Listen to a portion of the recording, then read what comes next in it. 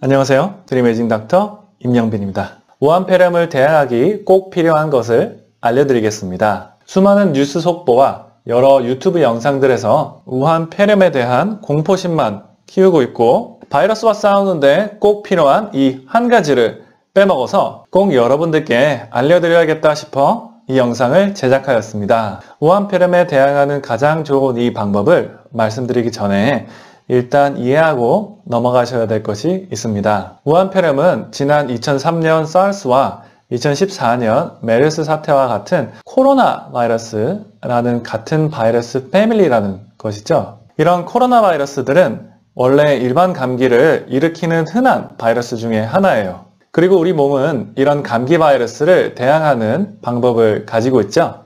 바로 바이러스를 죽이는 면역력인데요. 우리는 이런 면역력이라는 군대가 언제나 건강하고 잘 훈련되어 있다고 가정하지만 그렇지 않은 경우가 참 많아요. 예를 들어 면역력이 1년 내내 좋으면 겨울철에는 왜 감기가 걸리겠어요? 우리 면역력이 겨울철에 좋지 않은 이유는 겨울철에는 해가 짧아 햇빛을 그렇게 많이 못 받으니 비타민 D 수치가 낮아져서 그렇습니다. 이 그래프처럼 북반구에 위치한 독일 사람들의 1년 중 비타민 D 수치 중에 겨울인 1월에서 3월쯤이 비타민 D가 가장 낮아요. 그러니 감기 같은 바이러스 감염에 더 잘 걸리는 것이죠. 에이, 비타민 D가 없을 땐 바이러스 감염률이 증가된다는 건 그냥 얻어 걸린 거 아니에요? 아닙니다.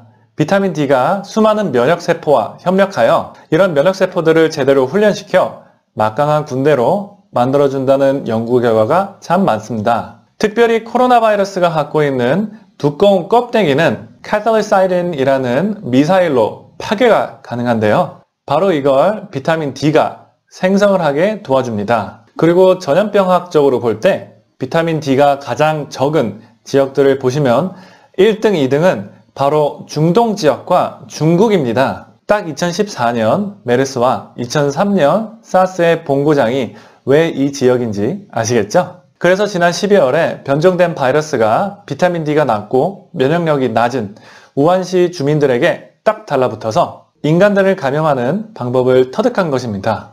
그러니 우한폐렴을 대항하기 꼭 필요한 것은 비타민 D입니다. 물론 햇빛으로 만드는 것이 가장 좋지만 겨울철이라 해가 짧고 피부암도 생기면 안 되니 비타민 D를 보조제로 복용하시면 되겠습니다. 하루에 5,000유닛씩 꼭 복용하기를 권장합니다. 비타민 D가 만병통치약이라는 말은 아니지만 우리의 면역력을 최고치로 끌어올리자라는 주장입니다.